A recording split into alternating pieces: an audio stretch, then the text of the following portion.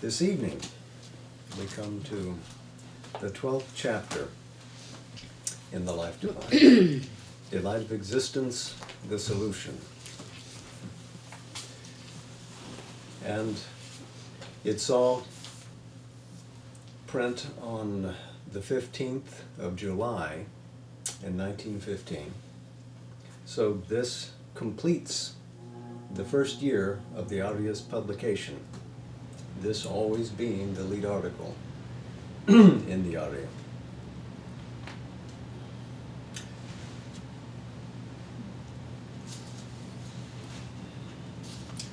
You might also note that he opens this chapter with a quote from the Kena Upanishad. At the same time that he was serializing the Life Divine, he was, at this time in 1915, translating the Kena Upanishad into English, and beginning in this issue, July 15th, to offer commentary on the Kena. So there's some overlap between what is appearing in the pages of the Life Divine and what is appearing in what he writes about the Kena Upanishad. And this would be the second Upanishad about which he has written elaborately, the Isha Upanishad being the first. And after the Kena, he was never able to return to the kind of commentary and analysis that he was able to offer on the Kena. His time was spent on the Life Divine, synthesis of yoga, essays on the Gita, and on, of course. So, how does he open this one?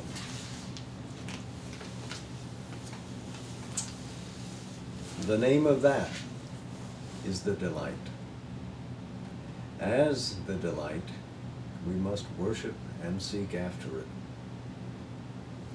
From the fourth section of the Kena, the sixth verse. Now, interestingly, in the previous issue, in June 1915, he had translated that same verse. And here's how he translated it there. The name of that is that delight. As that delight, we should follow after it. It goes on, it says, he who so knows that, towards him all existences verily yearn. All existences, sarva bhutan. That delight in Sanskrit is tad vanam. We're accustomed to seeing delight mentioned in Sanskrit as ananda, but tad vanam is the same thing as the Kena saw it, meaning the same thing. At the root of all existences is this. And if you want to answer the question of why existence is here at all, you have to get to the delight behind it. And so Sri Aurobindo, in framing the problem for us, points out that this pure existence pours itself forth in terms of delight, seeking new and higher forms constantly, all of them expressive inherently of that delight. But in the seeking of new and higher forms, it encounters within its own universal being the experience of pain and suffering, which seems to contradict the foundation of things. And so Sri Aurobindo says this is the real problem for us. It's not, does a God outside the cosmos create a world in which he inflicts pain and suffering discriminately or indiscriminately upon beings, because we have already accepted it, and it's true to our experience. that the one existence has stationed itself in this universe, has become all of this, inhabits it, really is here. It's done this through the application of its conscious will. It's not an accident. It doesn't arise adventitiously. It is a purposeful, meaningful manifestation of divine being as an ebullition of delight. So the founding concept for Sri Aurobindo in his philosophy is this idea of Sat Chit Ananda being expressive, significant to that which remains really nameless. But we can say something about it. We can say that it is, that it's aware, and that it is unlimited delight.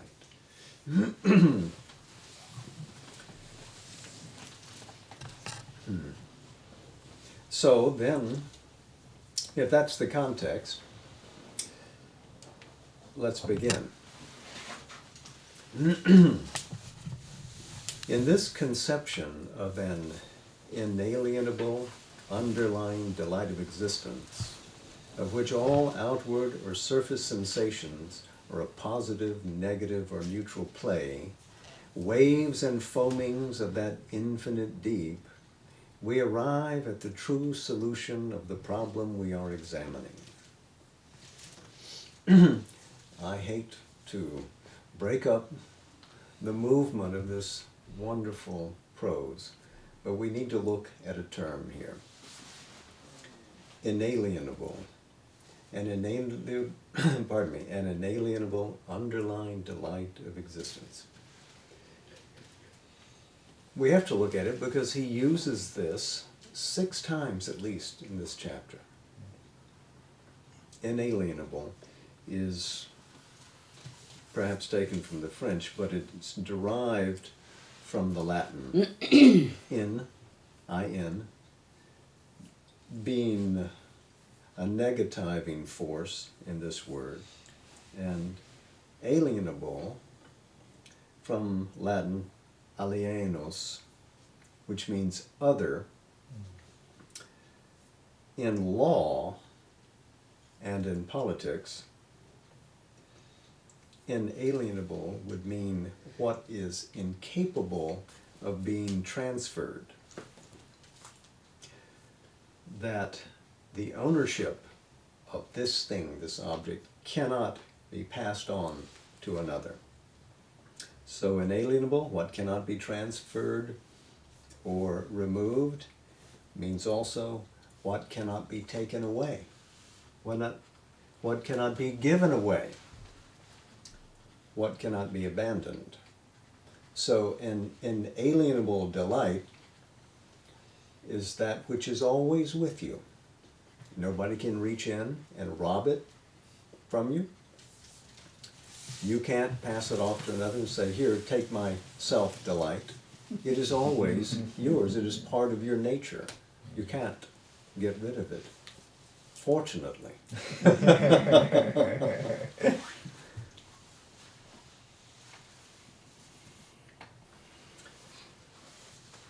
So it's interesting, Sri Aurobindo, having been a politician, would seize upon this term. It's a term which probably came into English usage in the middle of the 17th century. We see it used, of course, by Thomas Jefferson in writing inalienable rights in the Declaration of Independence. Now it's said that John Adams wanted to use the term unalienable. It went back and forth, and I think that Adams did not have the power over Jefferson to make him change his wording, but had some copies of the Declaration printed in which unalienable was substituted. And since then, people have often thrown upon Jefferson the responsibility for have spelt that word wrong. Well, they can mean slightly different things. I won't pretend that you're interested in knowing the difference between inalienable and unalienable. I'll let you escape. but that Sri Aurobindo brought this term from a political and legal context into what is fundamentally metaphysical and cosmological bears great interest. So this is a world, then, and you are people who are composed of delight which can't be got rid of. So, whatever appearances arise that seem to contradict the presence of that delight cannot be true, cannot be all answering. They may have a formal appearance of something that seems to contradict delight, but can they really, if delight is inalienable, it can't be abandoned. So then we have to look at the phenomena of experience and see what really is there that we interpret mentally as pleasure, pain, indifference.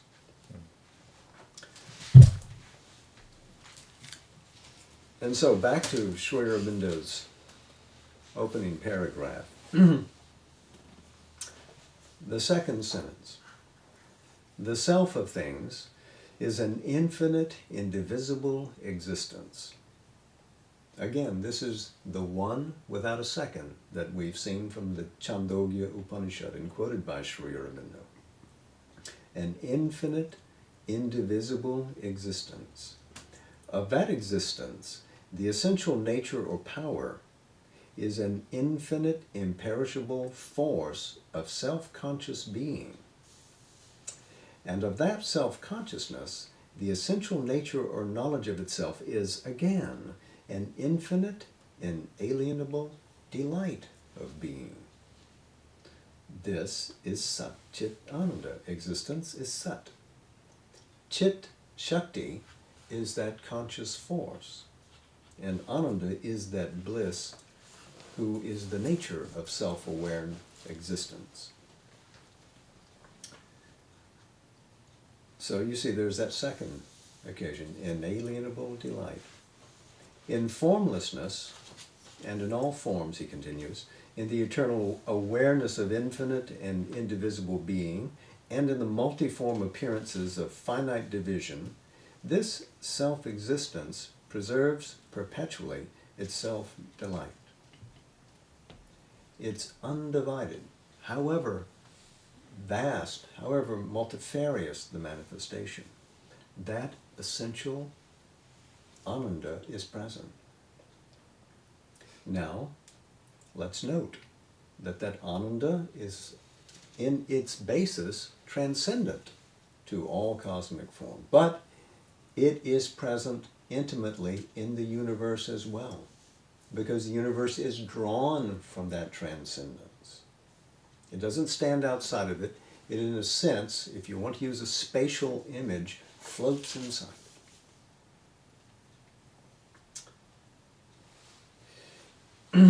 As in the apparent inconscience of matter, our soul, growing out of its bondage to its own superficial habit and particular mode of self-conscious existence, discovers that infinite conscious force, constant, immobile brooding, so in the apparent non-sensation of matter, it comes to discover and attune itself to an infinite conscious delight, imperturbable, ecstatic, all-embracing.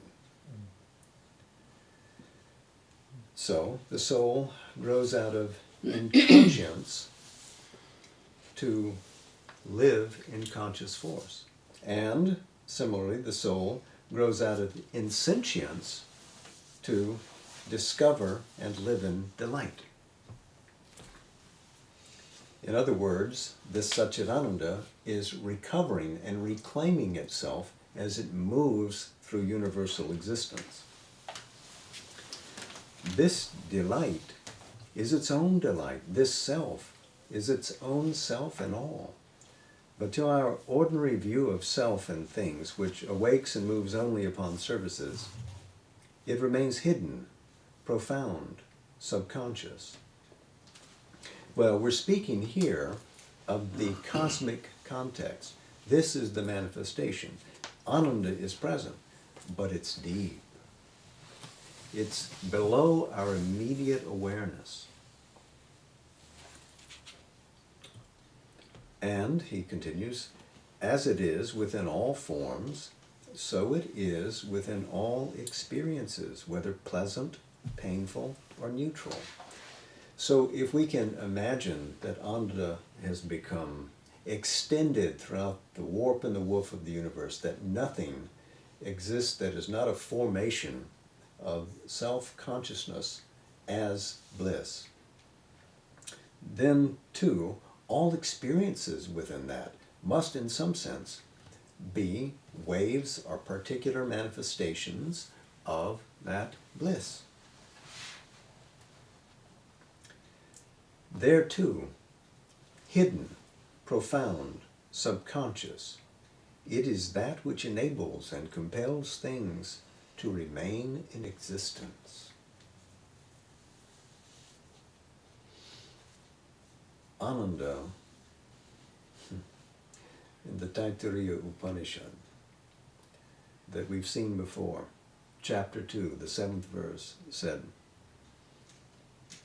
"For who could live or breathe if there were not this Ananda?" If there were not this, that in a sense draws by dint of its power of attraction everything into an intimate experience of oneness, nothing wants to leave. Well, we'll get to that in a moment, I anticipate, don't I? It is the reason of that clinging to existence, that overmastering will to be, translated vitally as the instinct of self-preservation, physically as the imperishability of matter, mentally as the sense of immortality which attends the formed existence through all its phases of self-development, and of which even the occasional impulse of self-destruction is only reverse form, an attraction to other state of being, and a consequent recoil from present state of being. So, delight urges persistence at every level, and even is that which urges dissolution so that we can be enabled to seek other form. But the primary experience is that all this coheres because of the presence of that Ananda. Matter wants to keep its form. Life wants to live. Mind wants to view and think. Everything wants to continue because it is a great, intense delight somewhere in our being. Whatever the surface may be saying, oh, I'm struggling, I'm suffering, I'm so small, that's so big, I'm afraid, I'm jubilant, I'm exultant, whatever we may be feeling, underneath there's this vast, calm sea of Ananda supporting it all. Delight is existence. Delight is the secret of creation. Delight is the root of birth. Delight is the cause of remaining in existence. Delight is the end of birth, and that into which creation ceases. From Ananda, says the Upanishad, all existences are born. By Ananda they remain in being and increase. To Ananda they depart. Taittiriya Upanishad again, 3rd chapter, 6th verse. This was cited at the top of the last chapter.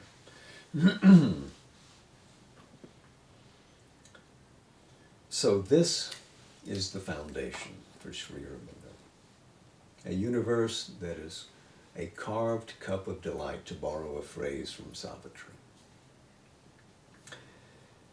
And he writes, as we look at these three aspects of essential being, one in reality, triune to our mental view, separable only in appearance, in the phenomena of the divided consciousness, we are able to put in their right place the divergent formulae of the old philosophies so that they unite and become one, ceasing from their age-long controversy. So the three aspects of essential being, again, are Sat, Chit, Ananda. They are one, but when the mind looks at them, it breaks them up into these different contexts. We can think that being is separate from consciousness and consciousness separate from delight, but actually they are all together. They are one thing, not separable. And so, based on this triunity, we ought to be able, since oneness is the secret of all things, to reconcile these warring philosophies, even in India, which each contradict the other about where does the universe come from, what is its nature, and what is our fundamental being doing here.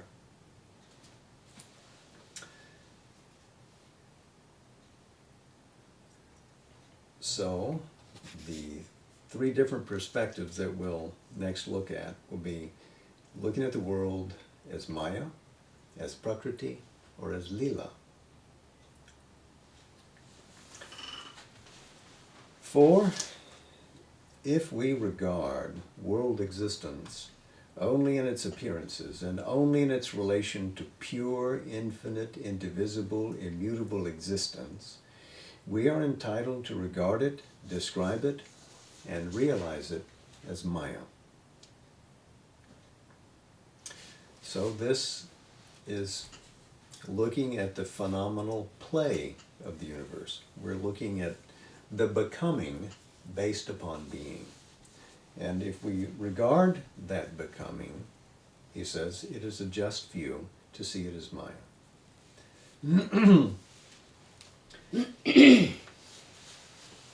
He goes on. Maya in its original sense meant a comprehending and containing consciousness capable of embracing, measuring, and limiting, and therefore formative. It is that which outlines, measures out, molds forms in the formless, psychologizes, and seems to make knowable the unknowable, geometrizes, and seems to make measurable the limitless. And this does indeed capture the essence of what the term means, that which measures out, Maya, to take the infinite and confine it into a form, or seem to take Ananda and put it into a particular experience. I love this. He psychologizes and seems to make the unknowable graspable to our intellect. He takes what is infinite, which has no boundaries, and puts it in a 4-square box. Wondrous. No wonder Maya is thought of as something that is a tremendous energy of the divine. To limit itself, because what else is there? Later, the word came from its original sense of knowledge, skill, intelligence, to acquire a pejorative sense of cunning, fraud, or illusion. And it is in the figure of an enchantment or illusion that it is used by the philosophical systems. Of course, most powerfully by the Advaita Vedanta school, which sees the world as a fraud wrought to the viewer through the power, the cunning enginery of Maya. We'll deal intimately with that brand of Vedanta in coming chapters, so we won't pause here. But in its original sense, this is the important thing, it means that which takes the infinite and measures it out into the finite. So, how does that which is absolute become relative to the view? Each thing within that universe relating to another thing. How does that absolute, which only relates to its own oneness, become this? How does it multiply itself to existence? Remember that phrase from Pure Existence. World is Maya, he writes. World is not unreal in the sense that it has no sort of existence, for even if it were only a dream of the self, still it would exist in it as a dream, real to it in the present, even while ultimately unreal. So, Sri Aurobindo is not admitting any parcel of unreality into the picture, if unreality has a parcel.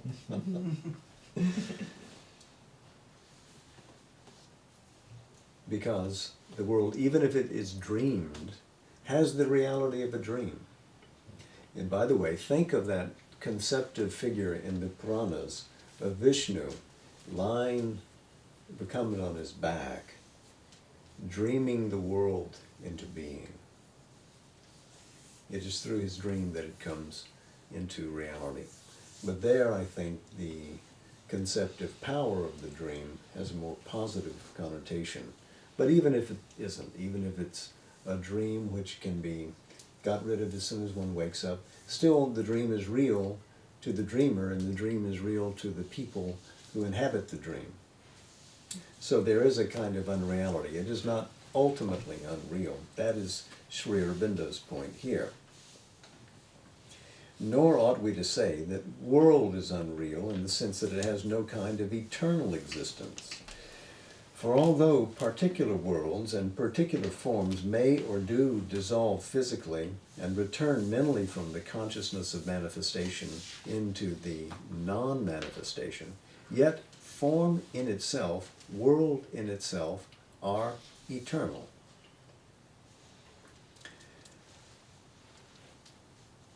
So you get what he's saying here, that there may be a reality transcendent of the universe, which we cannot apprehend. But from that, there is the manifestation of a world. Form occurs, world occurs.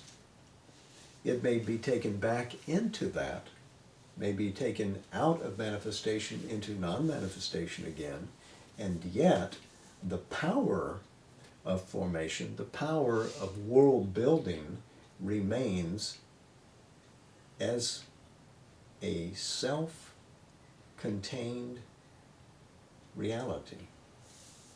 It too is inalienable to real being, to always be able to manifest world, to always be able to take the formless and fashion it into a form. So form and world are terms of existence. Sri Aurobindo continues, from the non-manifestation, they return inevitably into manifestation. They have an eternal recurrence, if not an eternal persistence, an eternal immutability in sum and foundation, along with an eternal mutability in aspect and apparition. So let's break those down a little bit. From the non-manifestation, what's beyond the universe, into the manifestation, which is the universe, right? Mm-hmm. So world and form have an eternal recurrence. This idea of an eternal recurrence, probably an 18th century notion, used popularly by Schopenhauer and later by Nietzsche, Friedrich Nietzsche, basically suggesting that the universe is repeated again and again and again. It's thought that if you want to look backwards, you can find cognate ideas in India, in the Puranas, for instance, in Buddhism, the idea of samsara, going round and round endlessly. So an eternal recurrence means that they come back and back and back and back and back. Universes may come and go, they may come into manifestation, be drawn back into non-manifestation, but that power reasserts itself it can repeat itself endlessly. Eternal persistence means that it would be there forever. That's not what Sri Aurobindo is asserting. He says they have an eternal recurrence, if not an eternal persistence. They may go away, but the power for their remanifestation, universal remanifestation, is always there. And an eternal immutability in sum and foundation. Okay, so it comes from the ground of the immutable, that which is not subject to mutation, not subject to change. So this unchangeable reality is the foundation, along with an eternal mutability and aspect and apparition. So universes as they appear are subject to mutability. They move, they change. The forms are always shape-shifting.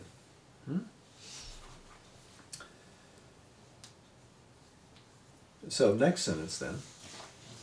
Nor have we any surety that there ever was or ever will be a period in time when no form of universe, no play of being is represented to itself in the eternal conscious being, but only an intuitive perception that the world that we know can and does appear from that and return into it perpetually.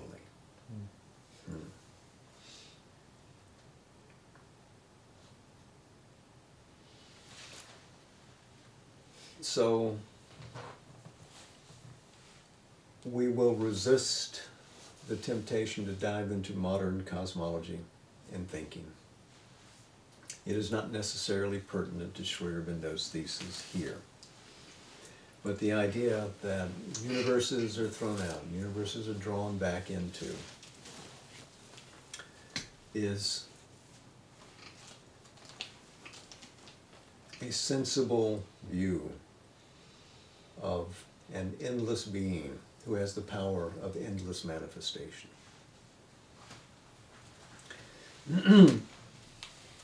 So he continues his argument now. Still, the world is Maya because it is not the essential truth of infinite existence, but only a creation of self-conscious being. Not a creation in the void, not a creation in nothing and out of nothing, but in the eternal truth and out of the eternal truth of that self-being. Its continent, origin, and substance are the essential real existence. Its forms are mutable formations of that to its own conscious perception, determined by its own creative conscious force.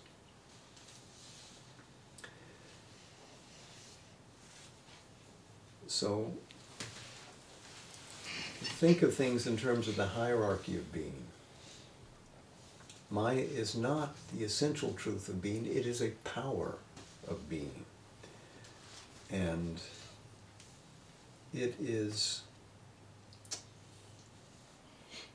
drawing from the real continent of things to express what is real. It is an agency. It has, in a sense, a kind of demiurgic role in the manifestation, to refer to a Platonic idea.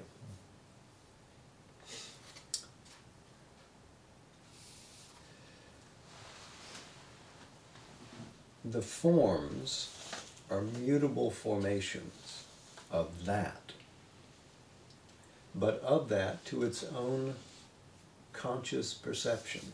So again, this is the self-determination of an absolute through modalities of its own origination and thrown into existence. This is its own creative conscious force installing itself as this world. And he continues, they are capable of manifestation. He is referring here to the forms. So the forms are capable of manifestation, capable of non-manifestation, capable of other manifestation. We may, if we choose, call them therefore illusions of the infinite consciousness, thus audaciously flinging back a shadow of our mental sense of subjection to error and incapacity upon that which, being greater than mind, is beyond subjection to falsehood and illusion. But seeing that the essence and substance of existence is not a lie, and that all errors and deformations of our divided consciousness represent some truth of the indivisible self-conscious existence, we can only say that the world is not essential truth of that, but phenomenal truth of its free multiplicity and infinite superficial mutability, and not truth of its fundamental and immutable unity. It remains free, even though this is a free manifestation. The absoluteness of existence can't be convicted of any of the crimes of universal creation.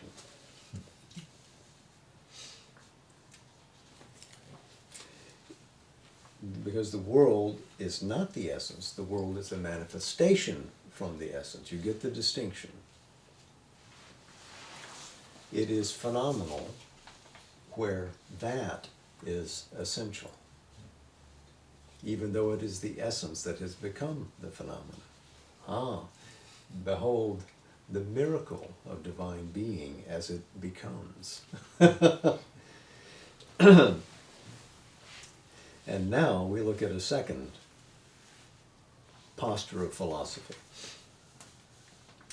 If, on the other hand, we look at world existence in relation to consciousness only and to force of consciousness, we may regard, describe, and realize it as a movement of force, obeying some secret will, or else some necessity imposed on it by the very existence of the consciousness that possesses or regards it. Again, force is an expression of a secret will.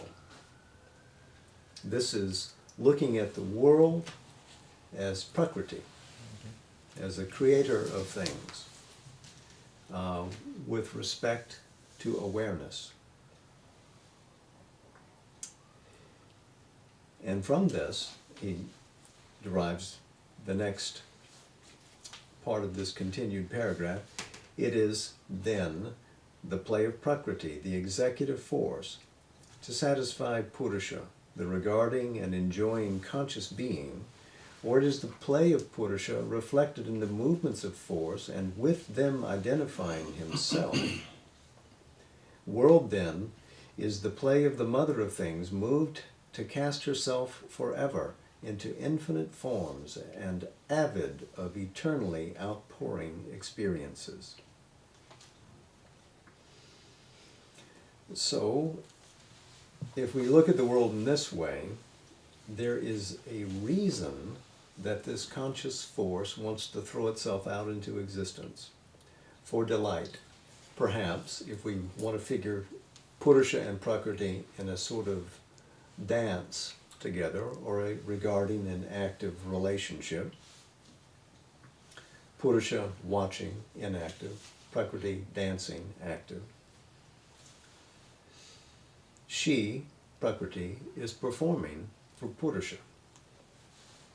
And conscious being, and necessarily delight, is reflected in the play and the movements of that force.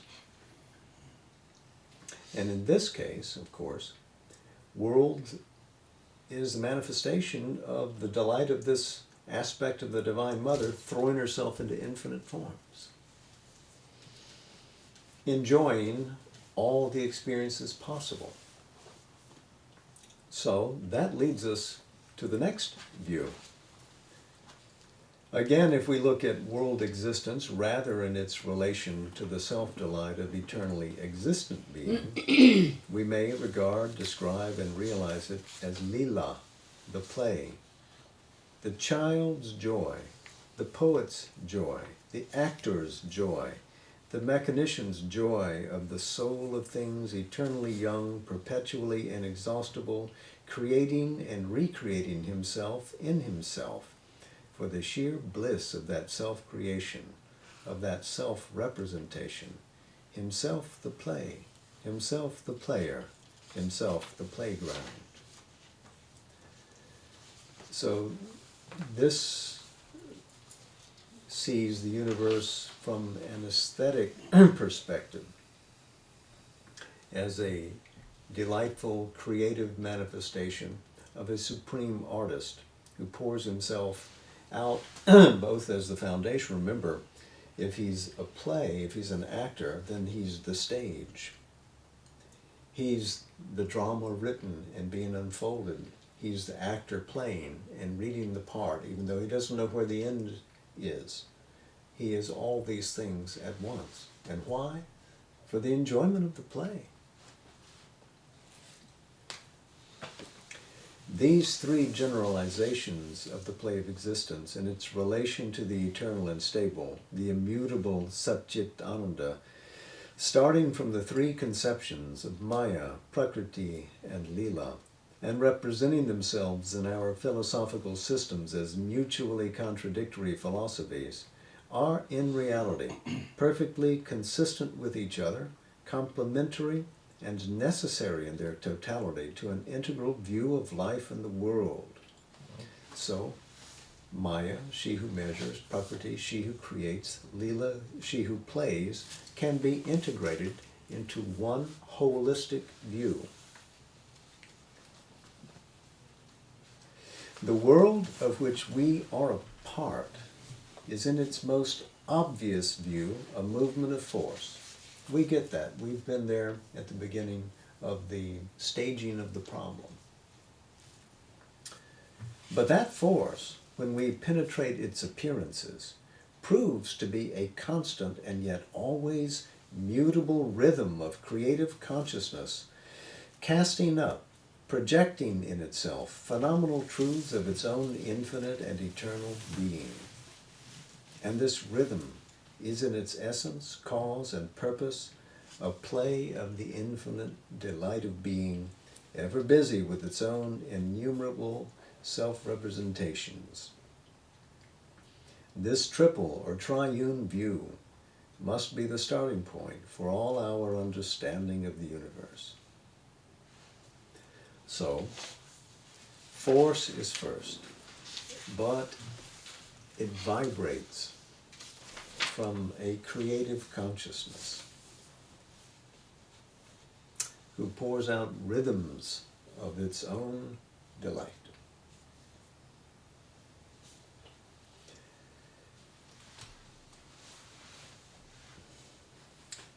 Since then, eternal and immutable delight of being, moving out into infinite and variable delight of becoming, is the root of the whole matter. We have to conceive one indivisible conscious being behind all our experiences, supporting them by its inalienable delight, and affecting by its movement the variations of pleasure, pain, and neutral indifference in our sensational experience. So this is a summary statement of where we are. The universe is an expression of this immutable delight of being in the delight of becoming, which posits and expresses the universe. It is one indivisible being, that one without a second that we've referred to again and again. And so, he says, that is our real self. The mental being, subject to the triple vibration, can only be a representation of our real self put in front for the purposes of that sensational experience of things, which is the first rhythm of our divided consciousness in its response and reaction to the multiple contacts of the universe. So the triple vibration, pain, pleasure, indifference, but the real self. So in our deep self, we experience the ananda behind the pain and the pleasure. That is that which sustains the movement through all of this. If we didn't have that essential delight buoying us up, we could not continue. But that is the reality of things, and that's why all things continue and want to persist. Despite what we meet in the multiple contacts of the universe, it is always trying to speak to us in the context of a supreme delight. And now referring to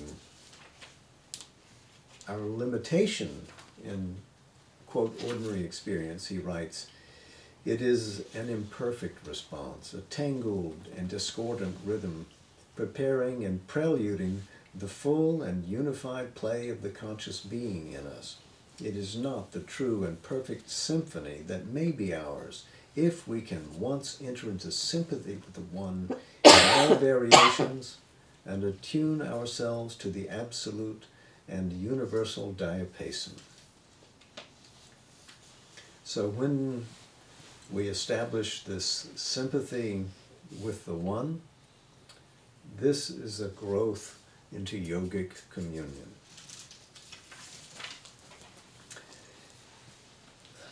If this view be right, then certain consequences inevitably impose themselves. In the first place, since in our depths we are ourselves that One, since in the reality of our being we are the indivisible all consciousness and therefore the inalienable all bliss, the disposition of our sensational experience in the three vibrations of pain, pleasure, and indifference can only be a superficial arrangement created by that limited part of ourselves which is uppermost in our waking consciousness. In other words, the mind renders our experience into this triple vibration of pain, pleasure, or indifference. Really, it is Ananda which is the core of that vibration. Behind, there must be something in us, much vaster, profounder, truer than the superficial consciousness, which takes delight impartially in all experiences. It is that delight which secretly supports the superficial mental being and enables it to persevere through all labors, sufferings, and ordeals in the agitated movement of the becoming. That which we call ourselves is only a trembling ray on the surface. Behind is all the vast subconscient, the vast superconscient, profiting by all these surface experiences and imposing them on its external self, which it exposes as a sort of sensitive covering to the contacts of the world. Itself veiled, it receives these contacts and assimilates them into the values of a truer, a profounder, a mastering and creative experience. Out of its depths, it returns them to the surface in forms of strength, character, knowledge, impulsion, whose roots are mysterious to us because our mind moves and quivers on the surface and has not learned to concentrate itself and live in the depths. So our vaster self, our real being, is one with the universal, which is one with the supreme. And these deeper roots of our own nature we fail to see because we are not experiencing the whole of ourselves. We have in the mental division, which has become concomitant to our way of viewing the world, up somewhere in the foliage, and we've forgotten what is at the pith of the tree and where its roots extend to and what we come from. We cannot judge the entirety of the tree from the sole value of the leaf on the tree. We have to see it all for what it is. In our ordinary life, he writes, this truth is hidden from us, or only dimly glimpsed at times, or imperfectly held and conceived. But if we learn to live within, we infallibly awaken to this presence within us which is our more real self.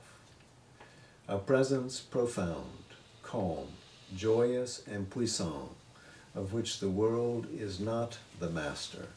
A presence which, if it is not the Lord himself, is the radiation of the Lord within. Learning to live within. This is the first conversion of our consciousness, not to live in the superficies of our nature.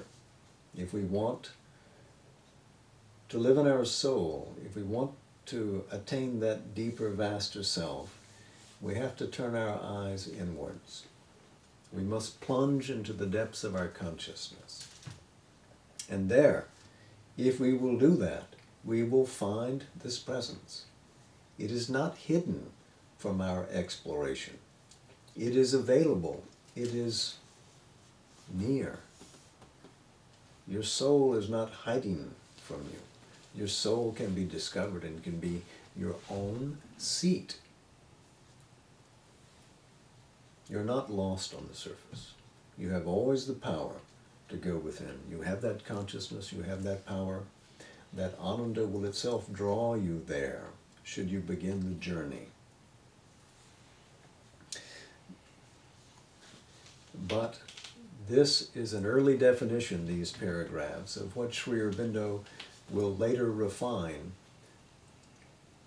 as our true being, as that reality of soul stuff in us which we can call the self or the psyche. They are different, and we need to understand and place those terms in their proper categories when we get to them. But right now, let us say that the center of the self, the soul of the psyche, the real person in us, is at one with the Lord. As the Gita says, that supreme, that Purushottama, supreme person is stationed in the heart of all beings, turning them as if mounted upon a machine. In other words, it's in control. And its experience of itself is full of delight. And it is not only in one, it is in all. That one is in all things, because there is only one thing.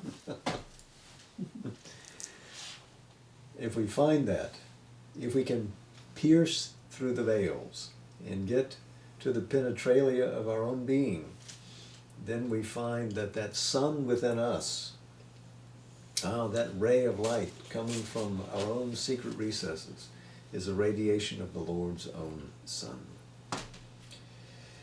He continues.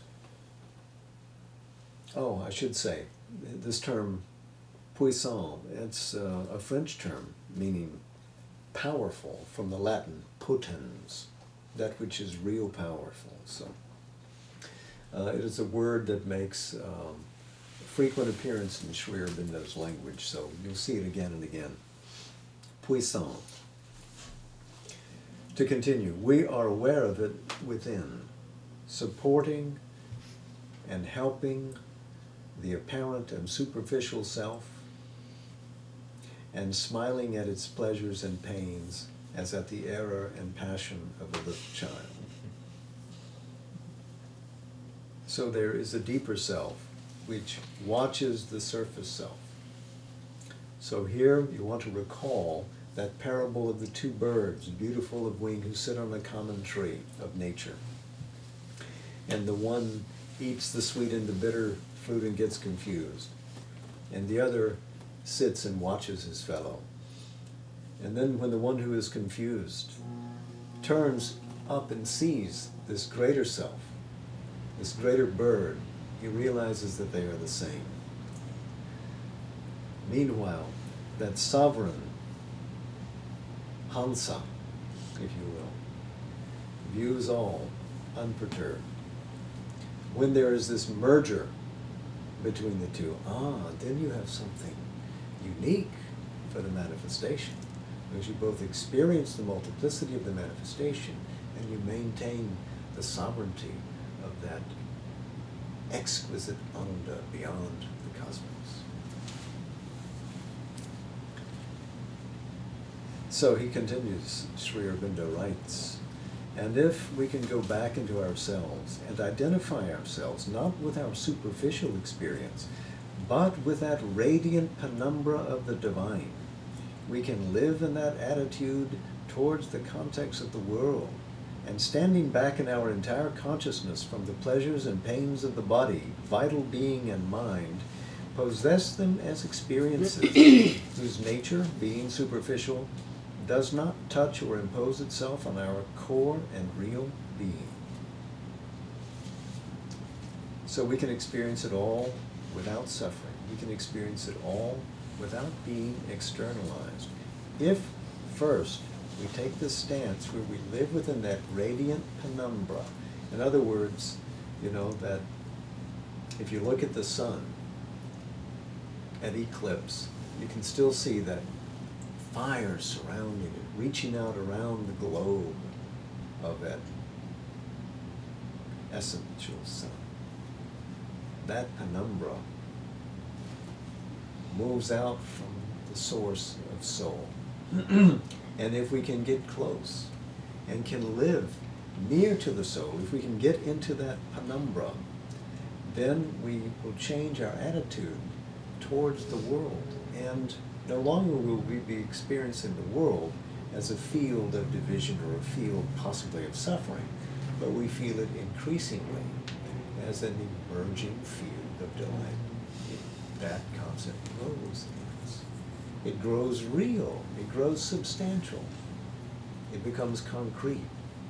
No longer an ethereal idea. It becomes our own experience.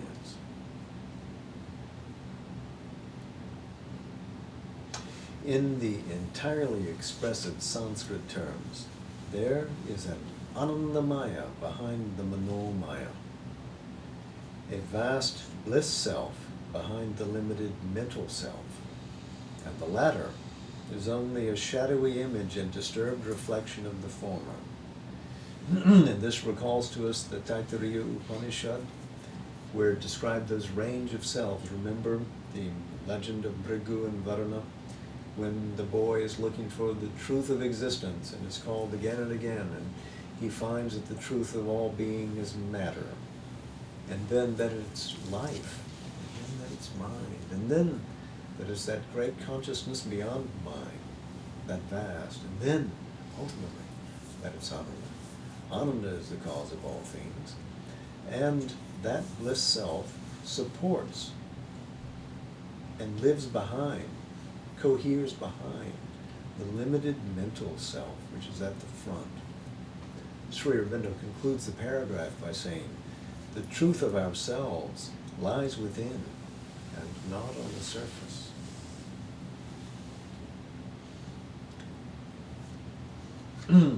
When he wrote this in 1915, that's a century ago.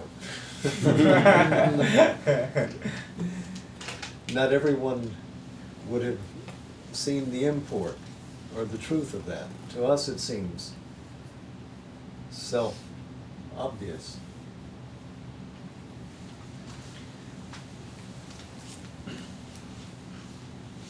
Let us make it obvious by living from within out. We're going to go one more paragraph, then I promise to release you.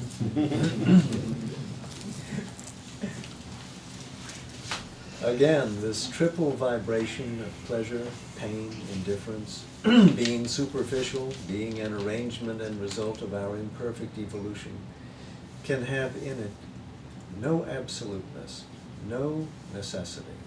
There is no real obligation on us to return to a particular contact, a particular response of pleasure, pain, or neutral reaction. There is only an obligation of habit.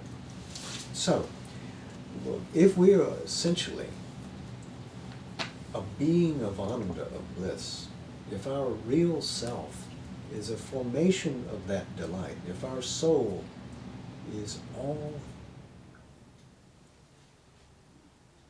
this experience of bliss, put forward to create and play in a universe,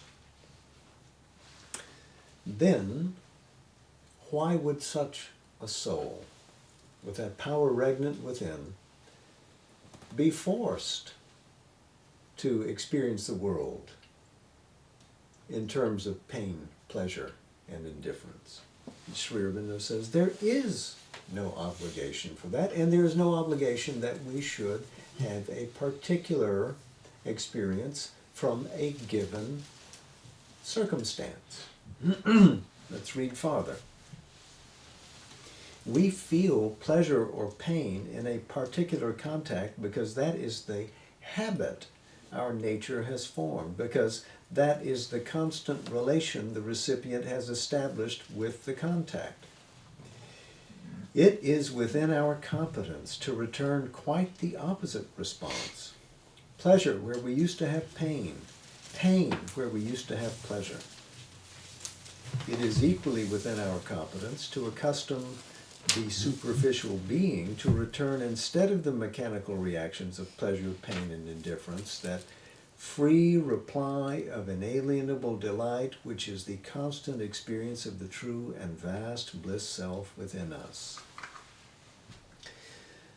Sri Aurobindo has put here into philosophic terms what is his own experience. You remember that he was in the Alipur jail for a full year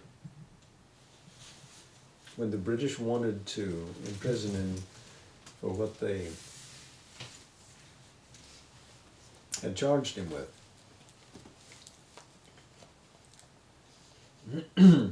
While he was in that jail and he was practicing yoga, he experienced this innate ananda in all things. And when he was sitting, a battalion of ants approached and began to bite and sting, which had earlier caused intolerable pain. He only felt them as pricks of ananda. Even what was formerly painful was delightful. He was not leaning towards it. It wasn't a masochistic thing. You understand? His being had widened, and so that the receiving instrument was no longer limited to that assigned set of values which were taught. Oh, this is cold, that is hot, this is sharp, that is dull. Instead, he could receive it simply as a wave of ananda representing itself, and his nature, because of the impact of the psychological change, was willing to give up its ordinary response to stimuli and instead reply in the way that the soul demanded. So if the soul is wide, if the soul only regards everywhere ananda, then the instruments shift and begin to deliver that which you're looking for. Prakriti aligns itself with Purusha. The creative force, which is here to arrange things for the delight of the one and all, is happy to make that accommodation. Are we ready for it?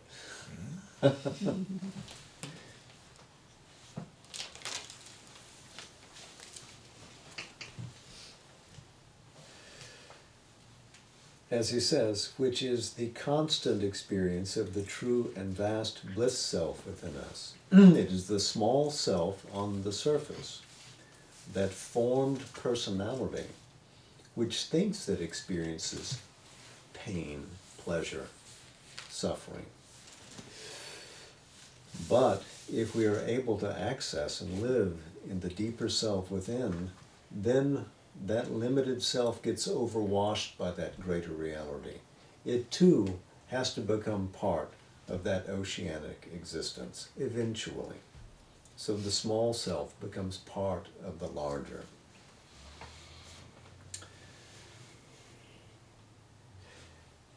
and to continue.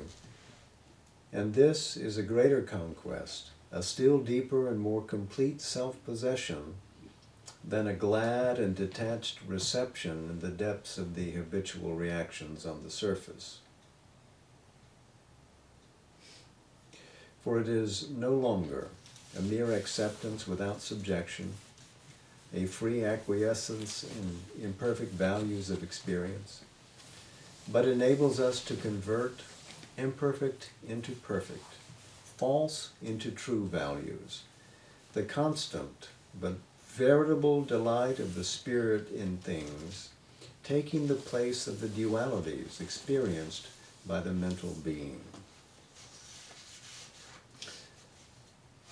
So, we develop a yogic capacity which converts and transforms experiences of variable nature into their true values as dispositive of Ananda. Ananda disposed in this pose, in that pose, but everywhere only Ananda. The variegation of delight is endless, but always it is delight. And we can get there. We can make this conquest. We can grow in consciousness to achieve this. And we haven't got there yet. We've got the rest of the chapter, but this hints at the solution to the problem of existence. Why should there be pain? Why should there be suffering? Well, that's not really the question. That is a temporary experience of a limited consciousness which is still growing. And remember, all that is growing in the universe is that one. And so in the advanced wave of that growth, the Supreme is seeking a solution to the problem. And you are that.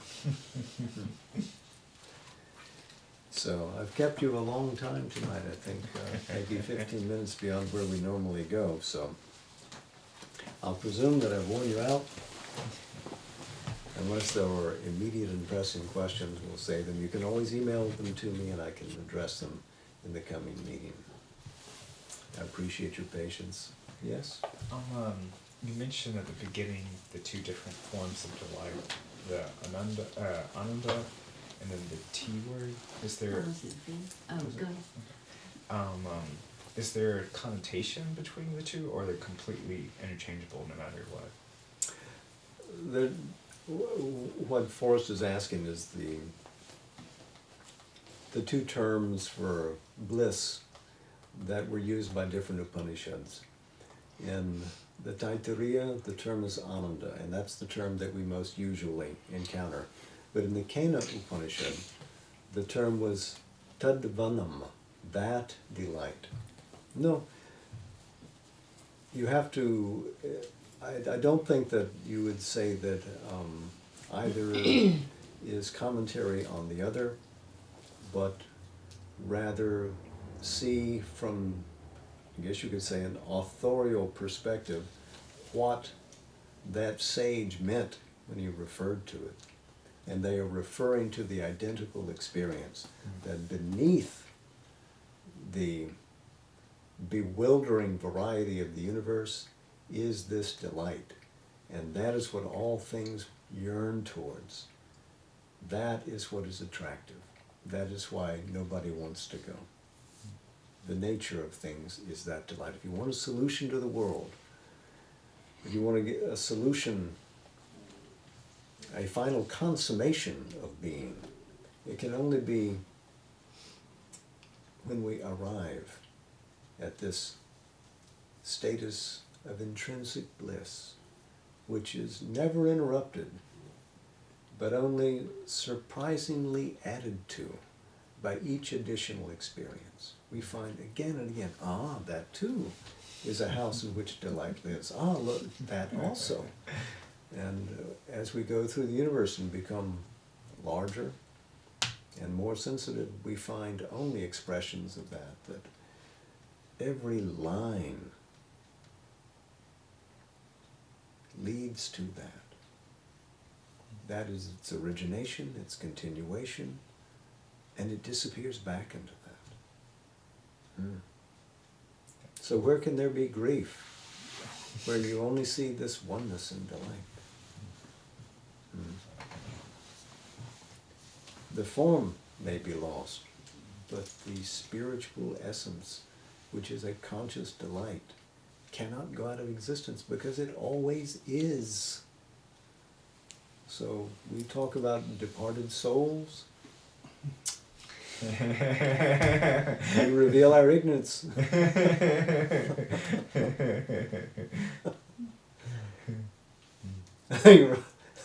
When Ramana Maharshi was dying of cancer, they said, "We can't bear to see you go." He said, "Go where?" Indeed. Very good. Namaste. Jai Ma, thank you again for your patience.